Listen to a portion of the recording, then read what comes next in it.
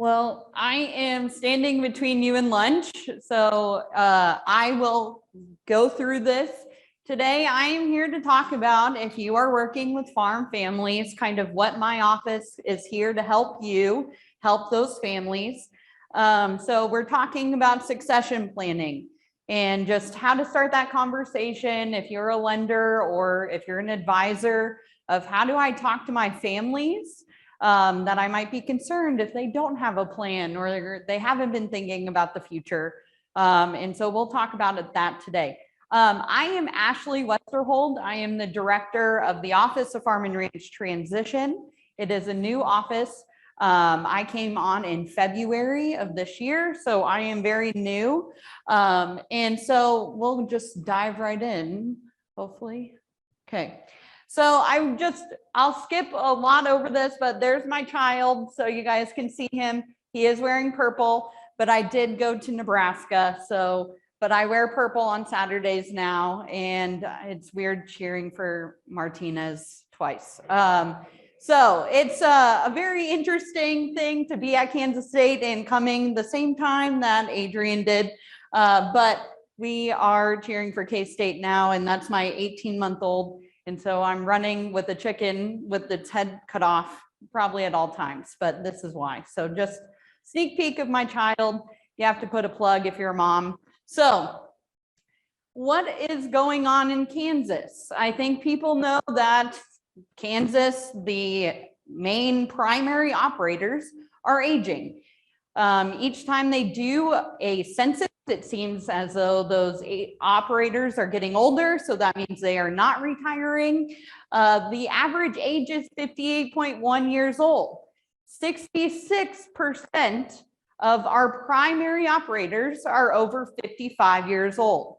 So 66% should, in terms of if they worked in a job, could be retiring in the next 10 years. And so we are thinking about this population retiring, potentially retiring. I understand farmers do not retire, most of them, but I think a lot more are thinking about it now that they've had a couple of rough years, especially this past year. They just said, I can't keep going like this. They are 70 when they contact me. So I'm like, okay, well, we could have maybe thought about this 10 years ago. But so we are getting more and more people interested in retiring. At least that's what I see in my role. And then we have this other factor that deals with family farms. They are family farms. Family businesses have their own struggles, but 85% of Kansas farms are family owned and operated. And so we're going to go through a little bit of that. 70% of family owned businesses fail. So out of family owned businesses, 70% fail to transition successfully from one generation to the next. Well, that is really mainly because of communication and trust. Our farmers are the most communicated people, especially when it comes to their emotions and their goals. So it can't be that reason that family farms can't transition successfully.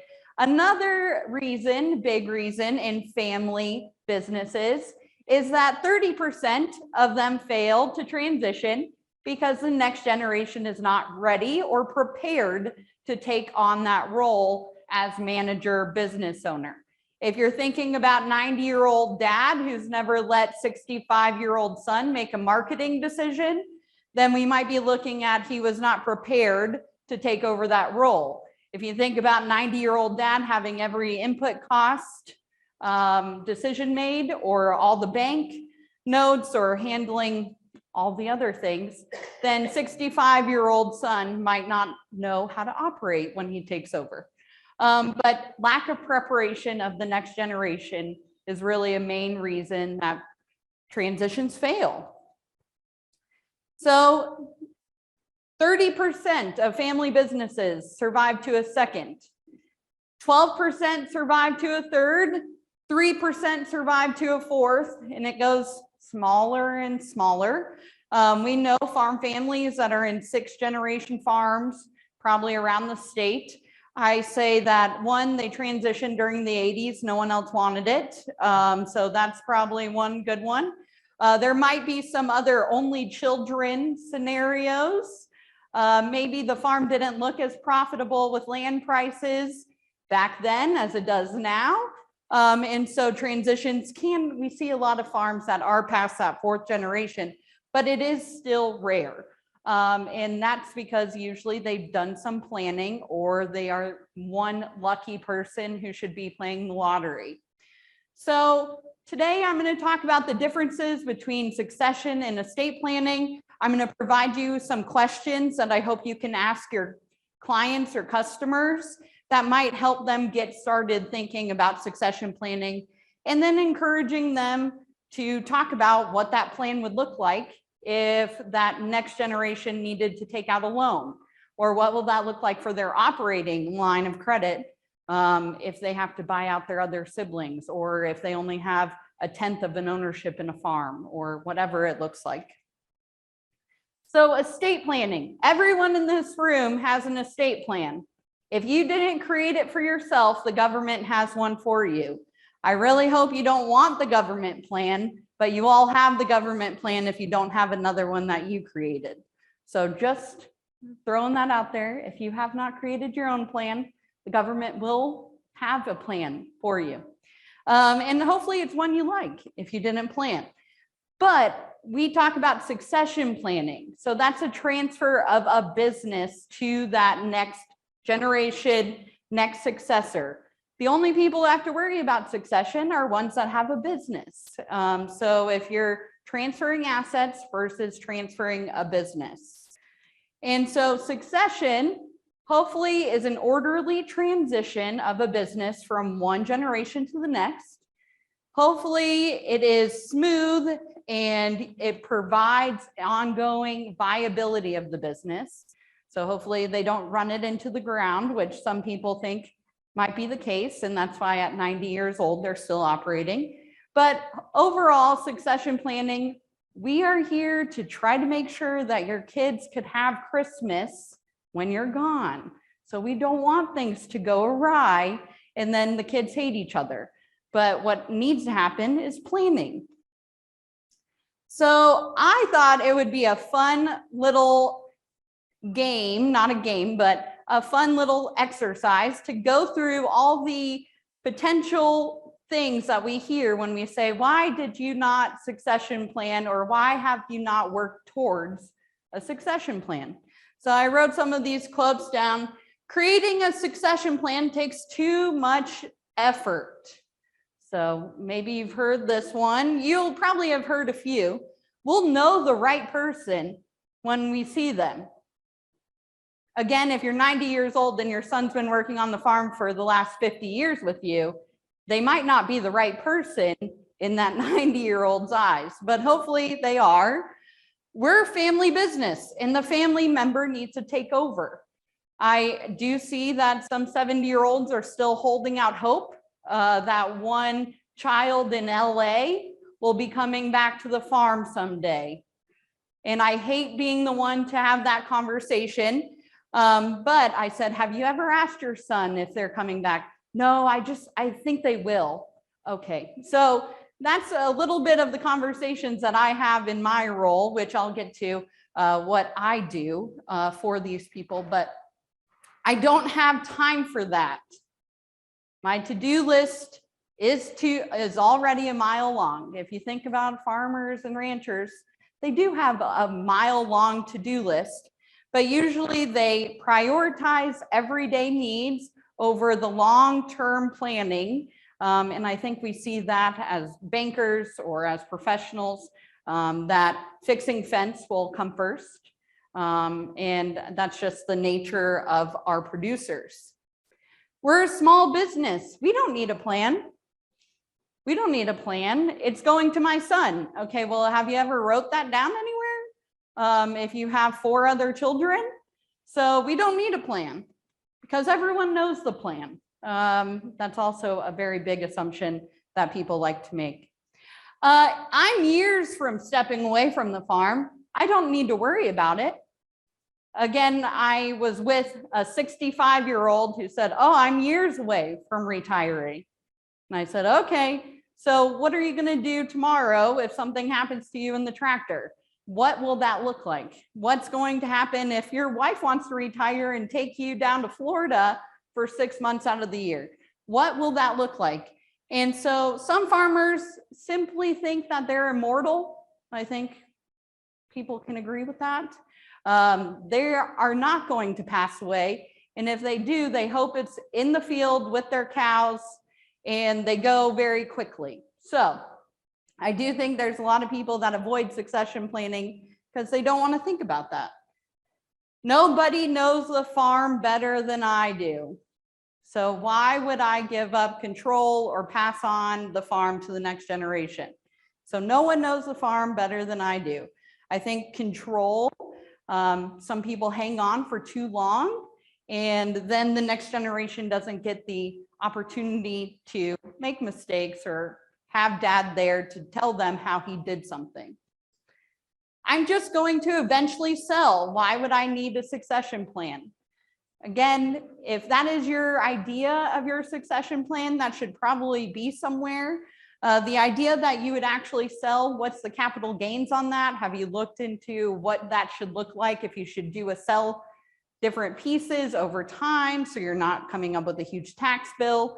There still needs to be planning involved with some of these decisions. Where would we even begin is the last of the 9 of these.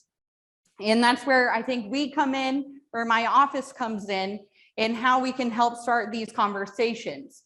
People don't know what they don't know, and we are here to try to give them information so that they can make the best decisions and actually plan for the future. So how do I motivate my clients to start making these decisions? How do I motivate people to talk about this subject?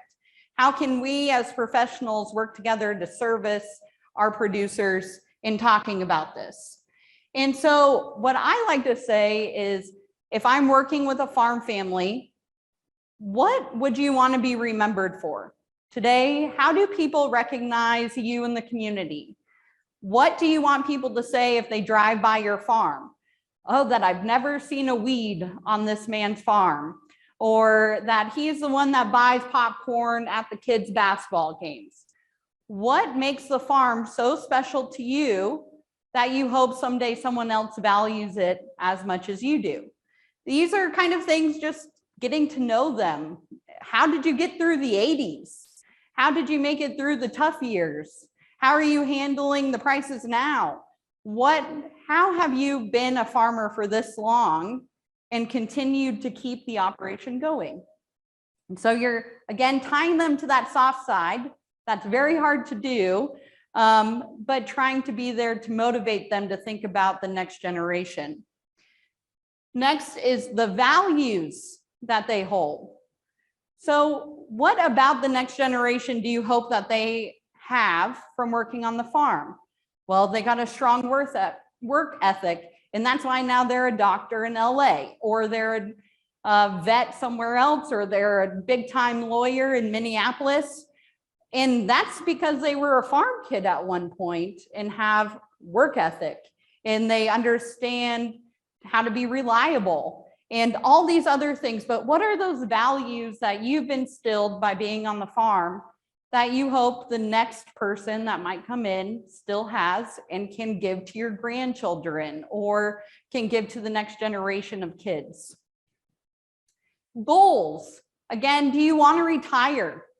Do you just want to be profitable next year? There's a difference between short-term and long-term goals. But again, what are your goals? Is that you want to take 8 cruises when you retire a year? So I met a cruise person. He is 70. He's working with his son. He said, I want to take 8 cruises a year and not think about it. Just pick the dates and go. And I said, well, that is awesome. But how are you going to fund that if you and your son have been working? You've been his primary labor source or hired hand. How can we work through this situation? But what are your goals? In that way, we can be specific and have the goals be specific, measurable, attainable. Oh gosh, I always miss the R. Timely, what is my R? Reliable? No. Realistic, I think it is, but maybe not. Okay, well, I think it is realistic. So you guys know the SMART acronym more than I do, but I always miss that R. So identify who needs to be involved. So right now, they might be coming into the bank, you might be loaning them, but who's working with them right now? What are their other children doing?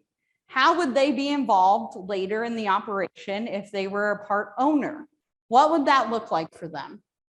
And what role will they play in ownership and management of the business in the future? Next is begin family collaboration. Have you ever talked to your family about this? Have you ever talked about succession planning with the members of your family? And how do you do that? And so my office can provide some mediating and some looking at questionnaires to help the family through this process. And then we talk about focusing on informing before deciding. Have you talked to your family about what you think you want? And that way there's not surprises when you pass away. The worst thing you can do to someone is surprise them when they are already in mourning, and surprise them by saying they got nothing or they have half of something that they don't know what to do with. But surprises are not the way to go when we're talking about the family farm.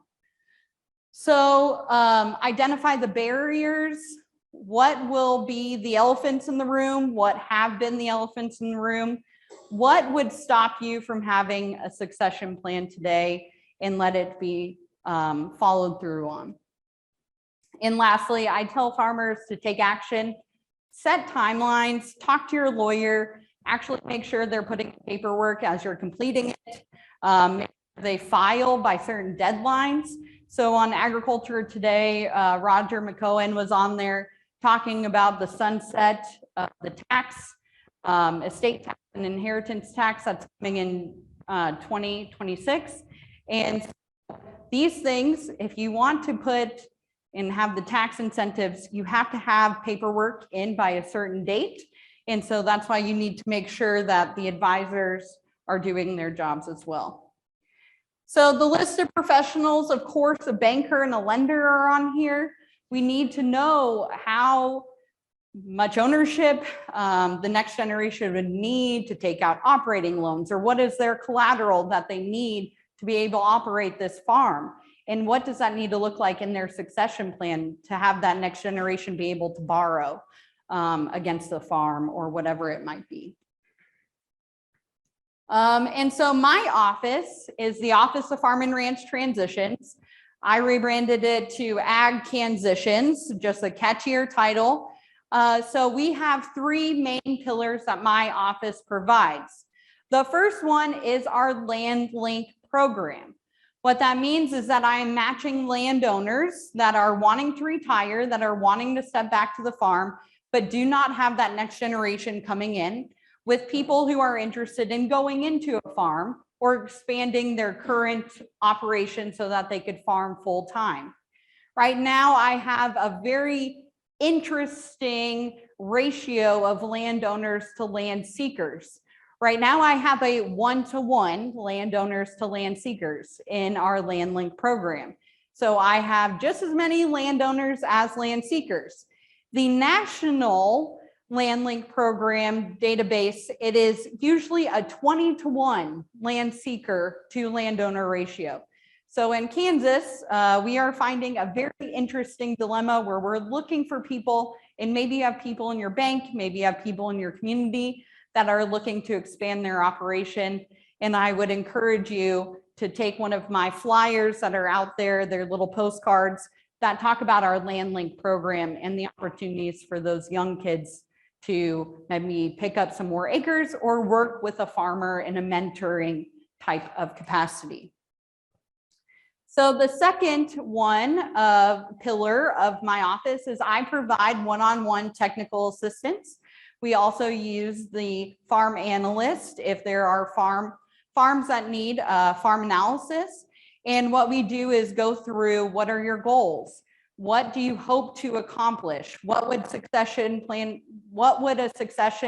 plan look like for you? What would you look back on in 10 years and hope to see? And we work through that process. We involve their advisors, and we're in communications about tax implications and what kind of things that the lawyer needs to have planned for you guys. And so we work with farmers one-on-one. Lastly, we will have a course on Kansas State campus, beginning farmer and rancher course. It will be called Returning to the Farm, which is actually after Mizzou's course. And so we are targeting students across the different departments, so animal science students, agronomy, and hoping that they come to our class and they're able to learn those business management skills to take back to the farm. We're finding a lot of landowners that are saying it's easy to teach the kid how to drive the tractor. It's really hard to have them commit to sitting down and doing the record keeping side or making a marketing decision, for them to feel comfortable buying $60,000 worth of inputs and pulling the trigger on something like that. And so we hope the class can help teach those students those kind of business management decisions. And so this is my information. Again, I have stuff out on the CAMS table, and we are going to invite Kay Prather up, who is from Kansas Ag Mediation Services. And she's going to talk about what Kansas Ag Mediation Services provides. Hi, I'm Kay Prather. I am the program coordinator for the Kansas Ag Mediation Services. The Kansas Ag Mediation Services has been around for a period of time. I'm going to talk to you about what we are, the types of cases we're taking, some of our services, and how to contact us. And we set some brochures out. There's more brochures on the table. Please take as many as you like. So the Kansas Ag Mediation Services has been around since 1988. It is a certified ag mediation service. We are funded predominantly through the USDA, but we're part of Kansas State Research and Extension through K-State University. There are 43 state programs. There are other states that still don't have a program, and there are some states that are administered by other states. Right now, I want to make sure that you know that ag mediation is not just about ag credit anymore, but we still do ag credit. So I'm going to go through some of the types of cases. We do ag credit. So whether that's a USDA Farm Service Agency farm loan program, or a credit situation between a regular bank or a production, an input lender, somebody wanted some of those types of lenders that we talked about earlier today, or Jennifer talked about earlier today. We can assist when somebody is having problems either getting ag credit, or they're struggling to pay their ag credit, that sort of thing. The other thing is we do farm family mediations, including some things where we may have a case that has an ag credit component to it. We are traditionally the mediation program available for folks who get an adverse decision from the USDA. As a rule, Kansas Ag Mediation Services are what we provide. We're a hotline, so folks call us. You can recommend someone call us. People can be referred to us by their lender. If someone gets an adverse decision from FSA, NRD, something like that, they can contact us before they have to file an appeal. They have the opportunity to request mediation with that USDA agency. There are some fees to that. There's a $60 administrative fee, and then in mediation, there's actually a mediation fee. But what we're there for is to help get them, first of all, when they call us, we stay their appeal period. When they get that adverse decision letter, from the time they receive that to the time that they can file an appeal, they only have 30 days. So if they get that, maybe they built some terraces and they've been told, hey, your terraces aren't approved, so we're not going to pay you. Well, that becomes a huge financial issue for folks. So if somebody calls us, the producer calls us, or the landowner calls us and says, hey, we've been told we're not getting this, we've got this letter, we stay that appeal period. And during the time that we can work with them, we can have them work with farm analysts, they can talk to attorneys. There's things that we can do, some resources we can provide and help get them prepared for mediation. Sometimes it's a matter of getting a hold of their accountant and getting the right paperwork to USDA. It just depends on the situation. And then after they've done their mediation, they usually have a period of time like to provide certain compliance. Sometimes the USDA state committee has to look at something. When mediation is complete, then that 30-day period continues to total. They still have the right to file a National Appeals Division appeal. So they can still pursue that. Family farm transitions. Ashlee has talked about this. There's a lot of things about transition that isn't just in planning for succession planning. And in 2018, the farm programs allowed us to start doing transition planning. So we can now use our grant funds to help do family farm transitions. Since October 1, and this is actually in August data, so it might be a little bit less now, but 65% of our incoming calls have transition issues. And those kinds of issues are things like, I want to know how to farm with dad or grandpa. We need to dissolve or form a farm partnership or other business entity. They have partition actions where they're joint owners of a piece of property. They have an undivided half interest, or they have an undivided 1/4 interest, and somebody doesn't want to have that undivided interest anymore. Somebody wants to sell, somebody wants to keep, somebody wants to do something else. Ending trust or dividing trust assets, estate planning questions. And even when we're doing those farm transition issues, some of those may have ag credit counseling or ag credit issues, and that's when we, again, can use farm financial analysts. We can do farmer neighbor disputes, fence laws, nuisance issues, runoff issues, things like that. Leases, whether it's a land lease or an equipment lease, we can get involved, including rent issues, including, you know, the length, the farming practices, pasture uses, termination of a lease, whether somebody's been in non-compliant, whether they got good service, whether they've notified somebody that they're terminating their lease, renegotiating those terms. That can be done in mediation. Sometimes one of the benefits of mediation is that we can get people talking. Our goal is to get people to the same table with a trained facilitator and allow them to have conversations so that things don't have to become high conflict, or that we can de-escalate that high conflict. We can do work in the National Organic Program with pesticides issues. A lot of pesticide issues I see are actually more likely going to insurance companies than coming to us, but they can come to us.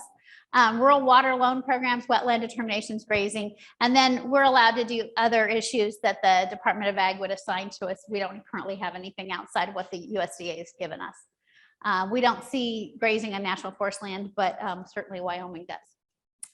So some of the services that we can provide, every phone call that comes in is going to be assessed for legal, financial, mediation, and farm succession issues. We have farm analysts that they can work with. We have legal education and information that we can literally allow someone to talk to Roger McGowan if they have a question. We make the referral, he calls them back. We can work with folks and have them work with an attorney from Kansas Legal Services or a partner attorney from Kansas Legal Services, a private attorney who's working with KLS specifically for these purposes, and helping them prepare for mediation and or attend mediation. Some of the other resources we have the ag transitions, where we can refer someone who's coming in and they really are ready to do succession planning. Sometimes they may work with a farm analyst before they go into Ashlee's program, or maybe Ashlee gets a phone call and she sends someone back to our program so that we can get them some services before they're ready to do that transition. Local extension offices, the Area Agency on Aging, Kansas Ag Stress, and other things like that. Who can request mediation? Any Kansas ag producer, any Kansas farm landowner, or farm real estate owner, creditors, banks, co-ops, seed companies, landlords or tenants, the landowners, again, trust beneficiaries, family members, neighbors. So if there's a connection to Kansas and agriculture, we can assist them. That means that if somebody's living in Oklahoma, but they have Kansas farm ground and they get a USDA adverse decision letter, that's someone we can help. So have folks call. If you're not sure, have them call us, or you give us a call. Again, I'm Kate Prather. I'm the program coordinator. I've been here since November. I've been pretty quick because I am what's keeping you from lunch. I am a licensed attorney in the state of Kansas and Nebraska. I've been an attorney for 26 years. I'm also a certified mediator in the state of Kansas and in Nebraska. Shar Henton, who I think some of you may know, has been part of the Kansas Ag Mediation Services since July 1 of 1985, and this is her last week in the office. She is retiring in October, but she'll be here through Friday. So if you know her and you want to stop by our office, please do. By the way, our office is currently on the edge of campus in Edwards Hall, but we will be relocating. We do not know where we're relocating to at this time, but our building is slated to be torn down. And then I also want to introduce Crystal Kozan. Crystal is our extension assistant. She is working with the program she started in May. So we've had 100% turnover in our program in the last year, and or will by the time Shar leaves us. So don't hesitate to give us a call. If you want more brochures, more cards, more information, please let us know. Crystal's got a farming background. She grew up the daughter of a custom harvester. She and her husband farm. Her dad still farms. They farm together. I'm married to a fourth generation farmer. We farm in Mitchell and Jewell counties. We part of our program is we don't meet with people in the office very often. Most of it is hotline information. And so we're moving to kind of a remote. So we'll be part-time on campus, part-time remote. Don't hesitate to give us a call.